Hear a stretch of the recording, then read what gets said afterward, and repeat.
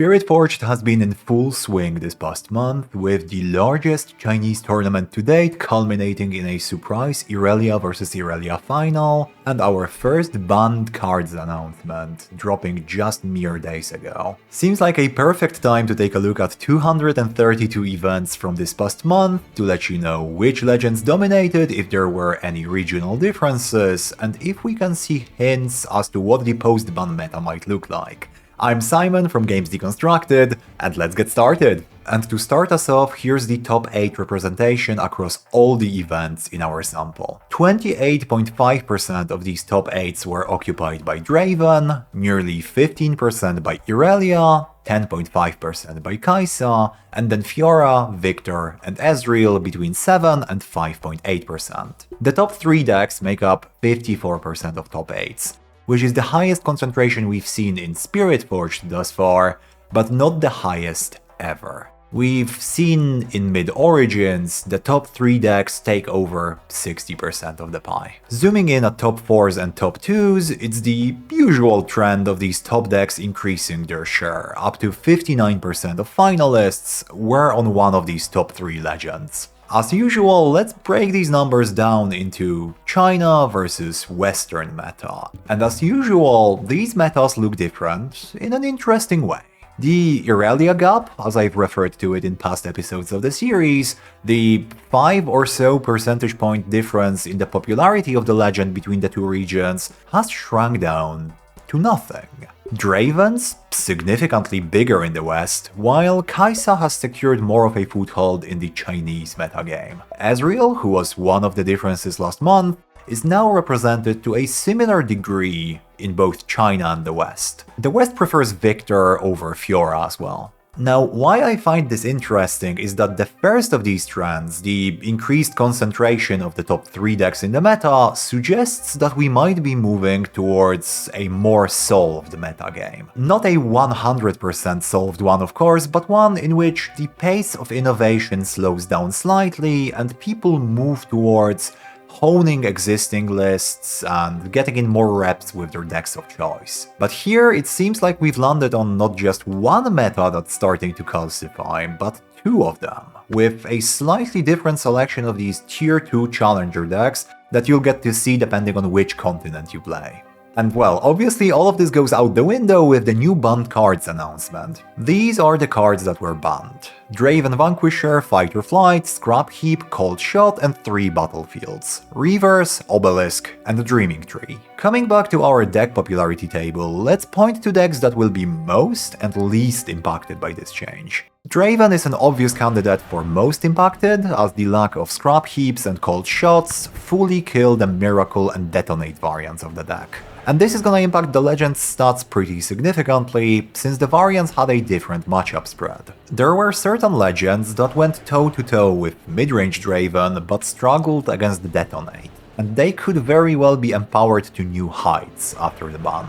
Mid-range Draven was also hit, losing 2 battlefields of choice, Fight or Flight, and especially Draven Vanquisher. Comparatively, both of the other chosen champion candidates are significantly worse. So Draven should fall off considerably, though probably not fully, since the legend himself remains quite powerful. This leaves Irelia and perhaps Kai'Sa as candidates to pick up the mantle of the deck to beat. And a meta where both grow more prevalent is going to be quite difficult for Kai'Sa, I think. The matchup into Irelia has never really been in the Daughter of the Void's favor, and I don't see that changing now after the bans. The Rift deck's matchup matrix shows this matchup as a 35% win rate for Kai'Sa, and I think it might be a bit of an over-exaggeration stemming from the limited sample size of just 110 games, but I agree that it's going to be a tough nut to crack for the Kai'Sa pilot every single time. So the obvious candidate to keep our eyes on here remains Irelia, and I wanted to take a look to see how impacted she would be by the bans. Now, I know from personal experience that most of the Irelia players that I played against played at least 2 or 3 fighter flights and 2 of the 3 banned battlefields. So I wanted to see how prevalent that was, if losing access to these is a strict downgrade to the deck's power level, or have there already been builds seeing success without some of these cards. And out of these 641 Irelias in our sample, 98% play at least one FOF, 85% play Obelisk,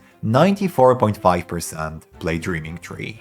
So these have been recognized beyond doubt as best in slot, not just based on my anecdotal experience, but looking at the data. Now, the problems that these bans create for Irelia can be built around way more easily than is the case for Draven. You can replace the FOFs with flashes or sirens, which will lose you some versatility but will still work reasonably well, and the new battlefields are going to be downgrades, but probably slight ones. Now, perhaps a combination of the lack of Obelisk and a slightly different tempo rhythm of the new meta might cause some Irelia pilots to reconsider playing sneaky deckhands, and overall I think we will see a at least slightly different flavor of Irelia in the coming days, but we will definitely see a lot of Irelia. Now, there is going to be aftershock effects to this, some of them impacting decks we've already talked about, like Kai'Sa, who's going to need to dodge a lot more difficult matchups, but some other ones might be stuff like an increase in Victor's popularity. Victor has a mildly positive matchup into Irelia and a really tough one into Kai'Sa, so if the former grows and the latter wanes, that puts Victor in a great position to strive for second or third best deck in the format. He's also fully untouched by the bans, and now gains a point if he trades with Purple Draven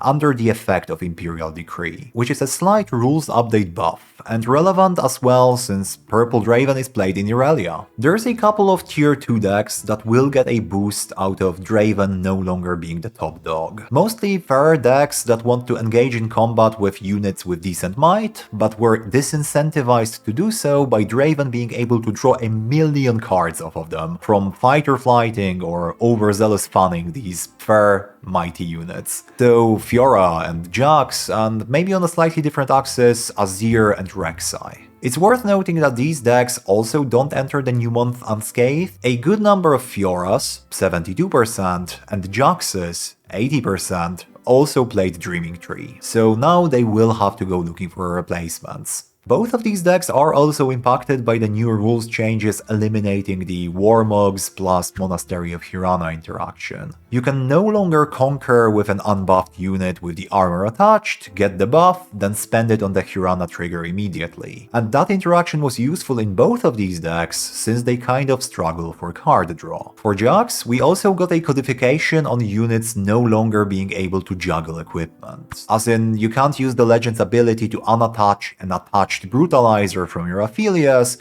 and then reattach it to the same Aphelios, triggering both the weapon and the unit's effect. Now, that wasn't necessarily vital to the deck's prospects, as it was already ruled that way in Bologna and China, but not Vegas from what I can recall. But it definitely cools my outlook on how effective I feel Jax is going to be in this coming meta. Azir and Rek'Sai are going to be two other decks to keep an eye on, though I don't yet have a strong opinion on how they will be impacted by those changes, but probably positively. Let me know in the comments what you think the top 3 decks are going to be in Lille and Atlanta. Otherwise, I've been Simon from Games Deconstructed, thanks a lot for watching, and a special thank you to the Patreon supporters over on patreon.com/gamesdeconstructed, especially Michał Gawarkiewicz, Andrew Gross, and ASAS. Thanks a lot for watching, and I hope to see you in the next one.